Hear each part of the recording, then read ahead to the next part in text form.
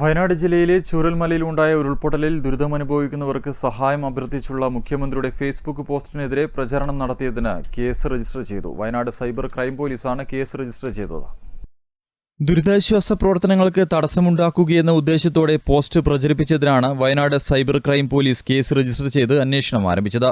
ഭാരതീയ ന്യായ സംഹിതയിലെ 192, 45 വകുപ്പുകൾ, ദുരന്ത നിവാരണ നിയമത്തിലെ 51 വകുപ്പ് എന്നിവ അനുസരിച്ചാണ് കേസ്.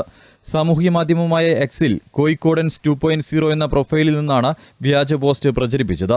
ദുരന്ത നിവാരണ സഹായത്തിനുള്ള മുഖ്യമന്ത്രിയുടെ അഭ്യർത്ഥന തള്ളിക്കളയുന്നതിന് ജനങ്ങളെ പ്രേരിപ്പിക്കുന്ന തരത്തിലായിരുന്നു പോസ്റ്റ്. തെറ്റിദ്ധാരണ പരത്തുന്ന തരത്തിൽ ഇത്തരം പോസ്റ്റുകൾ എഡിറ്റ് ചെയ്യുകയും നിർമ്മിക്കുകയും പ്രചരിപ്പിക്കുകയും ചെയ്യുന്നവർക്കെതിരെ ദുരന്ത നിവാരണ നിയമപ്രകാരം കർശന നിയമ നടപടി സ്വീകരിക്കുമെന്ന് പോലീസ് അറിയിച്ചു. ഇതിനായി സാമൂഹ്യ മാധ്യമങ്ങളിൽ സൈബർ പോലീസിന്റെ നിരീക്ഷണവും ശക്തമാക്കി. News desk, Kannur vision.